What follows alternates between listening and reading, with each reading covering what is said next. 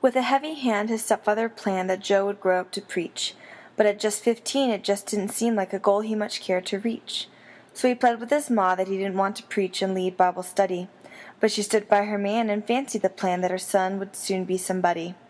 His answer then was to begin again in a place with one fewer stepfather. So he slipped out one night and made his flight, and his ma he didn't even bother. He headed west and from odd jobs was blessed, with meager meals but no place to sleep. The life was not easy, but there were fewer beatings, and no one suggested he preach.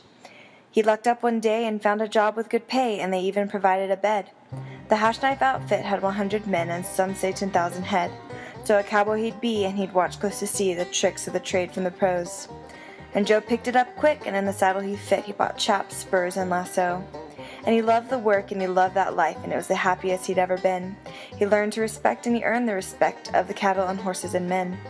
There is a certain love you develop for others as you struggle and work side by side. A man is your brother, your horse is a true friend, and a cow isn't only a hide. Early one morning the boys started forming from a box canyon a makeshift corral. They were stacking up rocks, boulders, and blocks to close it up with a rock wall. The boys were up on the rim, pushing boulders into the canyon way down below. Joe found a big one that moved just a smidgen when he pushed and pulled to and fro. With all his might he moved it a bit and set in the get a good grip. He pushed with his legs and his back and kept rocking it until it started to tip.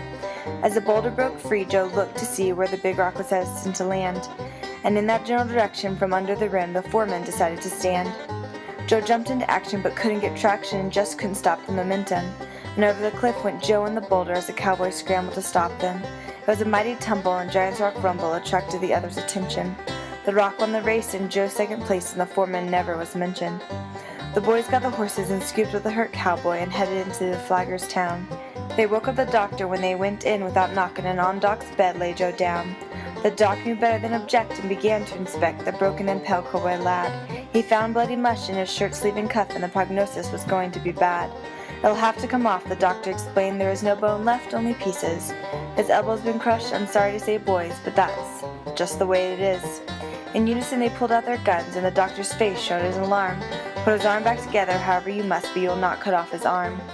The doctor gained a whole new perspective in the light of the recent persuasion. He considered and pondered and fervently prayed for a heavenly inspiration. And he got an idea and sent for some help from an unlikely craftsman and neighbor. The jeweler was awoken and grumbled some, but he owed the doctor a favor. They made a silver hinge and sewed it in and bandaged the young cowboy up. Joe's arm was a bit shorter, but soon it got better, and back on the job he showed up. He worked just as long and as hard and as well as did the other hands. Some said he worked harder, and it was no wonder he wanted to prove that he can. The outfit started paying the cowboys one head for every 4 they brought in.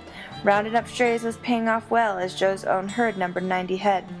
Out on one round, a cutie he found in a small town named Monticello. They were quite a couple, folks used to say, that Mormon pioneer and her fellow. And they married and filed a claim in the West, even with one arm just a bit shorter. They built up a cabin, a family and garden, and a barn, and pretty much in that order. The Mormon pioneer woman and her handsome cowboy seemed to be made for each other. They toiled and loved and toiled some more, raising cattle and sisters and brothers. In southeast Utah, not far from the border, if you'll look, you'll find Newspaper Rock. Near Indian Creek, the ranch is still there where they grew up their family and stock. The pictures show the tall cowboy with his hat and handsome mustache. His shirt looks pressed, and probably was, by his sweetheart in the apron and dress. It's just a story like many, I guess, of pioneers who settled the West. But stories like these are treasures indeed to the subjects, descendants, and friends. One day your posterity will wonder and search for clues of their folks that have grown old. And though life seems mundane to you today, to them your notes will be gold. So I declare the story of Joe is true with the cattle and silver elbow, of the Mormon pioneer that he made his wife and the family they started to grow. This story was written for my late father's sister who hasn't much time on earth left. Thank you for the stories of the folks and the glories, for the pictures and time that we spent. Say hello to my father, oh how I miss him, and Grandpa and Grandma and Lonnie Joe. I hope that he's proud of me, I want him to be. I will one day see him, I know. Love on your sweetheart, my favorite uncle, and give him a big old kiss. And tell them all that the family stands tall and that we're proud to be Tituses.